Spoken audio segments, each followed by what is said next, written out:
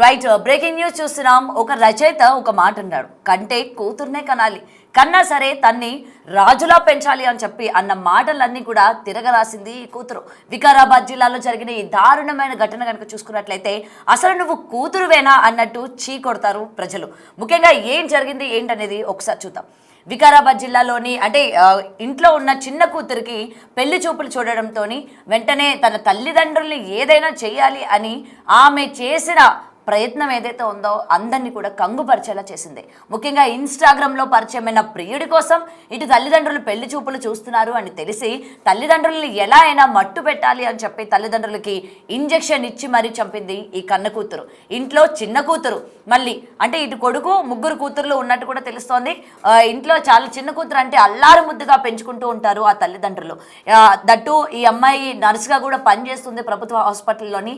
So నర్సుగా చేస్తోంది. ఇద్దరు తల్లిదండ్రులకి మోకాళ్ళ నొప్పులు అంటే ఆరోగ్య సమస్యలతో ఉండడంతో ఇంటికి వచ్చిన కూతురు వాళ్ళ యొక్క ఆరోగ్య సమస్యలకి సంబంధించి ఇంజెక్షన్ ఇవ్వడం, వాళ్ళ యొక్క ఆలనా పాలన చూడడం చూసి తల్లిదండ్రులు ఎంతో ముచ్చటపడ్డారు. అరే నా కూతురు ఈరోజు ఇంత స్థాయికి వచ్చిందే, మమ్మల్ని ఇంత బాగా చూసుకుంటుంది అని చెప్పి. కానీ వాళ్ళకి తెలియదు కదా ఆ కూతురే వాళ్ళని వాళ్ళ చంపుతుంది అని చెప్పి.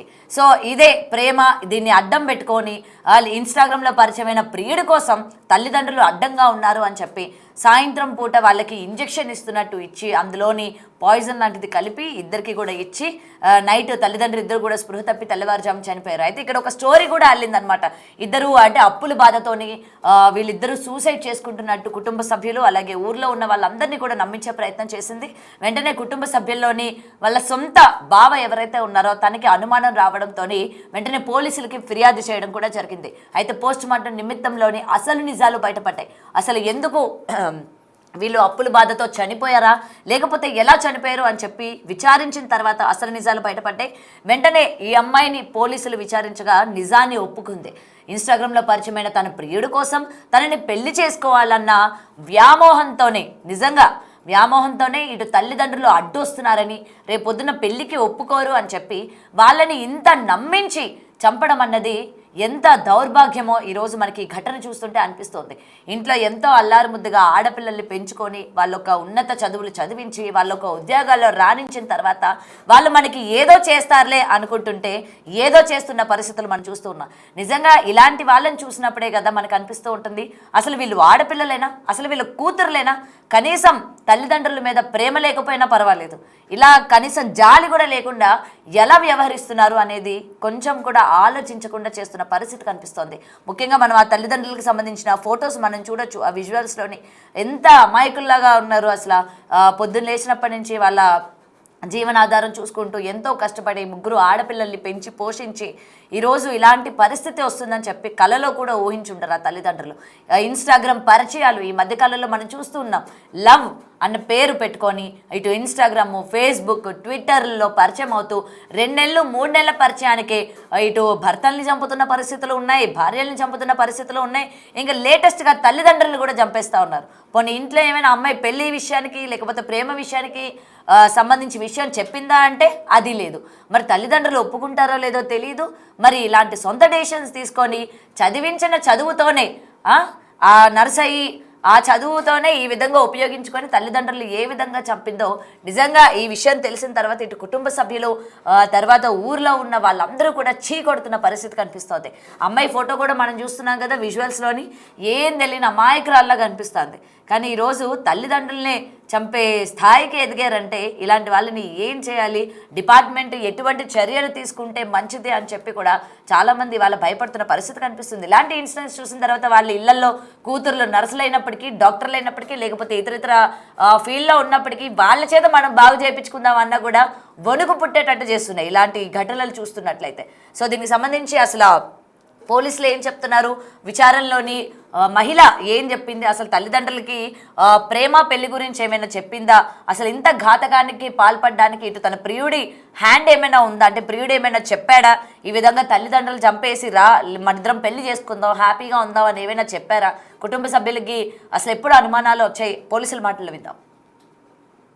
బంట్వారం మండలము యాచారం గ్రామానికి చెందిన నక్కలి అశోక్ యొక్క ఫిర్యాదు మేరకు ఆ ఫిర్యాదులో తన తల్లిదండ్రులకు అప్పుల బాధ అయిండు అని చెప్పేసి తల్లిదండ్రులు వాళ్ళ ఫాదర్కు గుండెపోటు వచ్చిందని చెప్పేసి గుండెపోటును చూసి వాళ్ళ ఫాదర్ చనిపోయిన దాన్ని చూసి వాళ్ళ భార్య లక్ష్మి అనేట ఆమె కూడా చనిపోయిందని చెప్పేసి ఫిర్యాదు రావడం జరిగింది. ఫిర్యాదులో భాగంగా మా బంటవరం ఎస్ఐ గారు, దరూర్ సిఐ గారు మన నేరస్థలానికి పోయి క్షుణ్ణంగా పరిశీలించగా అక్కడ 2 ఇంజెక్షన్స్ అక్కడ కనపడే వరకు అది అనుమానాస్పదంగా మాకు అనిపించి అనుమానాస్పద మృతిగా కేసు ఫస్ట్ నమోదు చేసుకున్న తర్వాత లోతుగా వాళ్ళ డాటరు నక్కల సురేఖ అనే అమ్మాయి మీద కొద్దిగా మాకు అనుమానం ఉండి తరోగా ఇంట్రాగేషన్ చేయగా ఆమె తల్లిదండ్రుల ఆమె యొక్క పనిచేసే హాస్పిటల్ నుంచి తీసుకొచ్చిన మత్తు ఇంజక్షన్లు ఇవ్వడం వల్ల ఇచ్చి చంపినానని చెప్పి మన నేరం ఒప్పుకోవడం జరిగింది. ఇటు నేరానికి గల కారణాలు ఏందని లోతుగా విరాచరించగా ఈ అమ్మాయి వేరే అబ్బాయితోటి ప్రేమ వివాహంలో ఉండగా ఇది తల్లిదండ్రులకు చెప్తే కులాంతర వివాహానికి తల్లిదండ్రులు ఒప్పుకోకపోగా 2-3 సార్లు చెప్పినా కానీ వినకుంటుండేందుకు తల్లిదండ్రులు వీళ్ళున్నన్ని రోజులు మా తల్లిదండ్రులు ఉన్నన్నాళ్ళు నేను ప్రేమించిన వ్యక్తిని పెళ్లి చేసుకోను అని బాధపడుకుంటూ వీళ్ళని ఎట్లాగైనా చంపిన తర్వాత నేను పెళ్లి చేసుకోవాలన్న ఉద్దేశంతో వాళ్ళ తల్లిదండ్రుల పథకంలో భాగంగా 24వ తారీఖు సాయంత్రం సంగారెడ్డిలోని హాస్పిటల్ నుంచి వాళ్ళ ఊరు యాచారం గ్రామానికి సాయంత్రం 6 గంటలకు రావడం జరిగింది. ఆ తదుపరి వాళ్ళ తల్లిదండ్రులు ఆ సమయంలో పొలం దగ్గరికి పోయి రాత్రి ఇంటి దగ్గరికి వచ్చిన తర్వాత వాళ్ళ అమ్మ అన్నం వండి పెట్టిన తర్వాత, అమ్మ నీకు ఒంటి నొప్పులు ఉన్నాయి కదా, నేను డాక్టర్ని అడిగి మత్తు ఇంజక్షన్లు తెచ్చాను, నీకు మత్తు ఇస్తా అని చెప్పేసి వాళ్ళ మదర్కు ఇంజక్షన్ ఇవ్వడం జరిగింది. ఇంజక్షన్ డోస్ కంటే ఎక్కువ డోస్ ఇస్తే ఇమీడియట్ గా క్షణాల్లో చనిపోతారని తెలిసి ఆమెకు నాలెడ్జ్లో ఉన్నది కాబట్టి వాళ్ళ మదర్కు ఇంజక్షన్ ఇవ్వగానే ఇమీడియట్ గా పడుకున్నది. ఆ సమయంలో వాళ్ళ తండ్రి ఇంటి బయట చలి కాగడం జరుగుతున్నది. కొద్దిసేపటి తర్వాత వాళ్ళ నాన్న ఇంట్లకు నక్కలి దశరథం ఇంట్లోకి వచ్చి ఏమైందని అడగగా, అమ్మ నందిని పడుకున్నది నాన్న, నొప్పులు లేస్తున్నాయి అంటే ఇంజక్షన్ ఇచ్చినా పడుకున్నదని చెప్పారు. తర్వాత నాన్న నీకు కూడా నడుముల నొప్పులు ఉన్నాయి కదా, నీకు కూడా డాక్టర్ని అడిగి ఇంజక్షన్ తెచ్చినా అని చెప్పి మా పథకంలో భాగంగా వాళ్ళ నాన్న కూడా ఇంజక్షన్ ఇవ్వడం వల్ల ఇమీడియట్ గా చనిపోయి అలా మదర్ మీద పడటం జరిగింది. ఆ తదుపరి ఆమెకు భయానికి లోనై వాళ్ళ అన్నకు ఫోన్ చేసి, అమ్మ నాన్నలు ఇట్లా చనిపోయినారు, నాకు భయం వేస్తుంది రా అని చెప్పారు.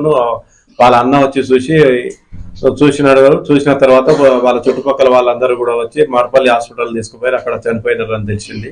దీని మీద లోతుగా విచారణ చేయడానికి ప్రేమ పెళ్లికి తల్లిదండ్రులు నిరాకరించారు. నేను ఎట్లాగైనా పెళ్లి చేసుకోవాలి, అతను లేకపోతే నేను ఉండలేను అని చెప్పేసి వీళ్ళని అడ్డు తొలగించుకుంటే గానీ నా పెళ్లి కాదన్న ఉద్దేశంతో వాళ్ళ తల్లిదండ్రులకు విషప్రయోగం చేసి వాళ్ళని చంపినది.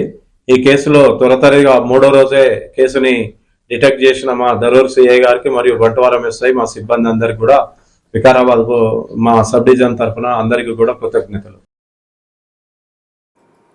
చూశారు కదా, ఇన్స్టా పరిచయం ఎంత దారుణానికి చోటు చేసుకుంటాం. ఈ సురేఖ అన్న వ్యక్తి ఎవరైతే ఉన్నారో ముఖ్యంగా తన ప్రేమకి ఇలాంటి కులాంతర వివాహానికి అడ్డొస్తారు అని చెప్పి తల్లిదండ్రుల్ని ఎంత మోసం చేసి వాళ్ళకున్న సమస్యలకి సంబంధించి నేను ఇంజెక్షన్స్ తీసుకొచ్చాను అమ్మకి మీకు ఇవి ఉన్నాయి కాబట్టి నేను మీకు ఈ విధమైన ఇంజెక్షన్ ఇస్తాను, నాన్నకి మోకాలు నొప్పులు నడు నొప్పి ఉంది కాబట్టి మీకు ఇది ఇస్తాను అని చెప్పి వాళ్ళని ఎంతో మబ్బి పెట్టి ఈ విధంగా మత్తు ఇంజెక్షన్లు ఇచ్చి ఎక్కువ డోసేజ్లో ఇచ్చేసి తర్వాత ఒక కథ అల్లింది. తన అన్నకు ఫోన్ చేసి ఉన్న బలంగా అమ్మ నాన్న ఇద్దరు కూడా పడిపోయారు, అర్జెంటుగా రండి, ఏం జరిగిందో ఏంటో నాకు తెలియదు, కంగారు వస్తుంది అని చెప్పి ఇలాంటి ఒక కథ అల్లి కుటుంబ సభ్యుల్ని అలాగే ఊర్లో ఉన్న వాళ్ళందరినీ కూడా మోసం చేసేద్దాము, ఈజీగానే ఉంటుంది కదా, బయట పడిపోవచ్చు, తర్వాత తన ప్రియుడితో వెళ్ళిపోవచ్చు అని చెప్పి వేసిన ప్లాన్ ఏదైతే ఉందో మొత్తం కూడా ఎలా తలకిందులైందో చూస్తున్నాం కదా. సో పరిచయాలు ప్రేమలు తప్పు కాదు, ప్రేమించవచ్చు, కానీ అది కుటుంబ సభ్యులకి చెప్పాలి. వాళ్ళు వినకపోతే వినిపించేలాగా వాళ్ళకి అర్థమయ్యే రీతిలో చెప్పాలి.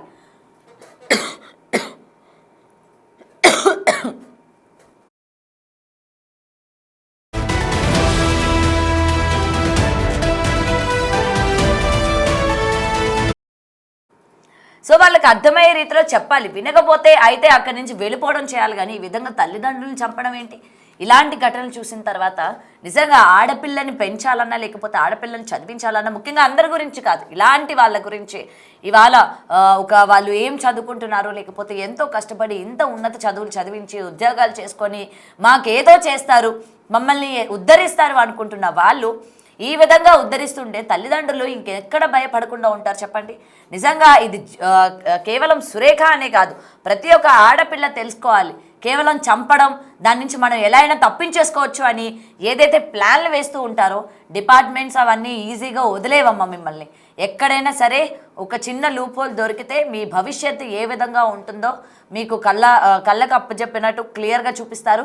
కాబట్టి ఇలాంటి పరిణామాలు చోటు చేసుకోకుండా ప్రేమించినా సరే ఇన్స్టాగ్రామ్లో ఏదో 2-3 నెలల్లో పరిచయమైన వాడి గురించి ఈ విధంగా తల్లిదండ్రులు చంపడం, లేకపోతే భర్తని చంపడం, లేకపోతే భార్యని చంపడం, ఎవరికి నచ్చినట్టు వాళ్ళు ఈ చంపడం అన్న కాన్సెప్ట్ని ఉదాహరణగా తీసుకొని ఏ విధంగా వాళ్ళ భవిష్యత్తుని, వాళ్ళని నమ్ముకున్న వాళ్ళ యొక్క భవిష్యత్తుల్ని రోడ్డుకి ఈడుస్తున్నారో మనం చూస్తూ ఉన్నాము.